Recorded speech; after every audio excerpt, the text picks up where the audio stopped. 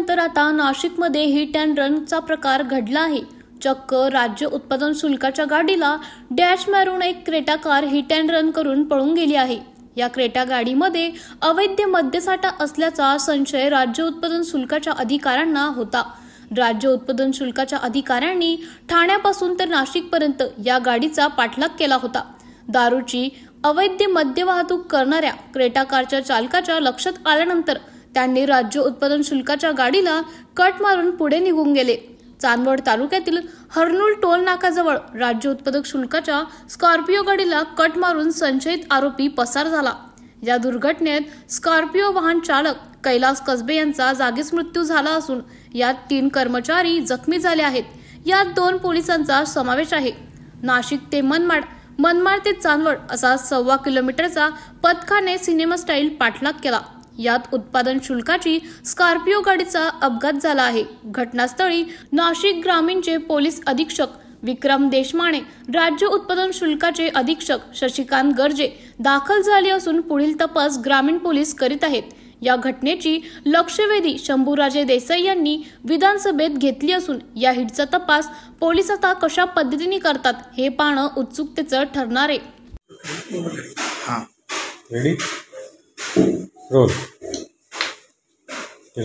काल रात्री चांदवड पोलीस स्टेशनच्या हद्दीमध्ये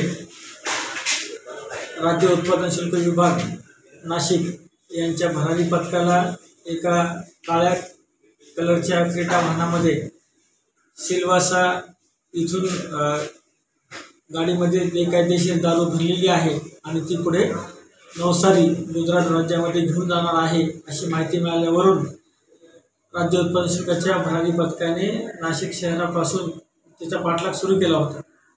त्या पाठलाग करत असताना नाशिक शहरातील द्वारका सर्कल आणि गरवारे पॉईंट या ठिकाणी त्यांनी सापळा देखील लावला होता, पण त्याची कुणकुण लागल्यावरून सदर काळे क्रेटा वाहन निफाडच्या दिशेने पळून गेले आणि त्याचा पाठलाग त्या विभागाच्या भरारी पथकाने पुढे सुरू ठेवला होता। दरम्यान त्यांनी पोलिसांना देखील मदत मागितली होती।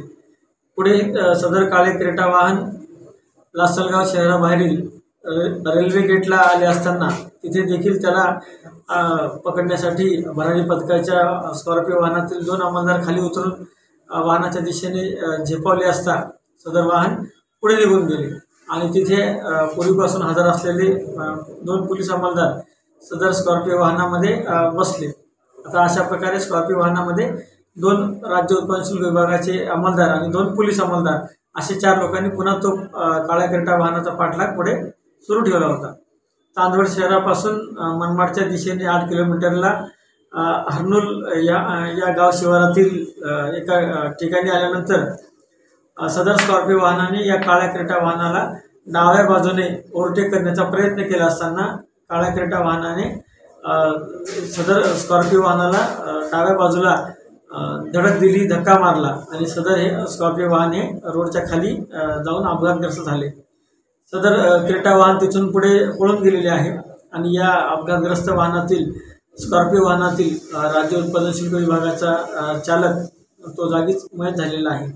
इतर 3 अंमलदार हे जखमी झालेले आहेत। त्यांच्या जखमांच्या अनुषंगाने नजीकच्या दवाखान्यामध्ये त्यांच्यावर उपचार चालू आहेत। वैद्यकीय अधिकाऱ्यांच्या सल्ल्यानुसार त्यांची तब्येत आता एकदम स्थिर आहे आणि सदर पळून गेलेल्या काळ्या क्रेटा वाहनाच्या अनुषंगानं आत्तापर्यंत झालेल्या तपासाच्या अनुषंगानं वाहनाचा क्रमांक असेल, वाहन कोणाच्या मालकीचं आहे आणि नेमके आरोपी कोण आहेत याच्या माहितीपर्यंत पोलीस पोहोचलेले आहेत। लवकरच आम्ही त्या आरोपींना देखील अटक देखील करणार आहोत। सदर प्रकरणाच्या अनुषंगाने चांदवड पोलीस स्टेशनमध्ये भारतीय न्याय संहिता या नवीन कायद्यानुसार खुनाचा प्रयत्न आणि इतर संबंधित कलमानुसार चांदवड पोलीस स्टेशन येथे गुन्हा दाखल झालेला आहे। सदर गुन्ह्याचा तपास पोलीस स्टेशनचे